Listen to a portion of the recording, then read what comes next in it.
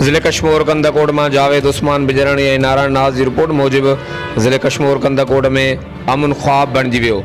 इलाके जा ॾोहारी आपे का बाहर पुलिस ते हमला और पुलिस एहलकारन जूं शहादतूं बदस्तूर जारी। तो बे तरफ़ अवाम अगवान के टारगेट ते ज़िले कश्मीर के मुख्तलिफ़ इलाक़न में एक ही रात ॾोहारन जूं केतरियूं ही कारी कार्रवाइयूं।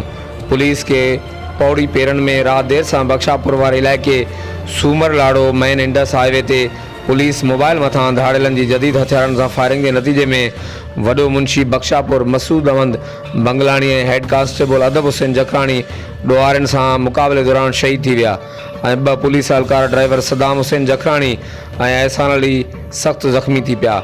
शहीद एहलकारन जा लाश और ज़ख्मी एहलकार सिविल अस्पताल कंदाकोट मुंतकिल। अड़े वाक़े के इतला बाद मक़तूल शहीद और ज़ख्मी एहलकारन जा वारिस इलाके वासी शहरी वरी तैदाद में अस्पताल पहुंची विया। अड़े वाक़े के इतला बाद SSP कश्मीर कंदाकोट ज़िले के मुख्तलिफ़ थानन में इजाफी नफरी घुराए वाक़े वारे हंध रवानी करी छड़ी।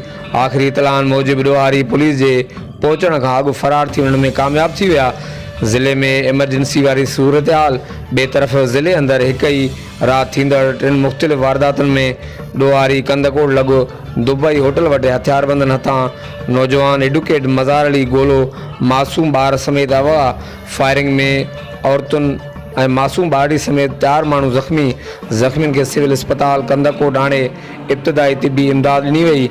और कंदाकोट के इलाके ज़ोरगढ़ भरसा नव रोड ते धाड़ेलन की ट्रक ते सीधी फायरिंग ड्राइवर के अगवा करे धाड़ेल आसानी से फरार थी विया। ज़िले में अमन अमान की बरतर सूरत हाल सब शहरी सख्त खौफ में वरतल आहिनि। हर वक्त आगाहन लाइ ॾिसंदा रहो JTN वेब न्यूज़ कंदाकोट।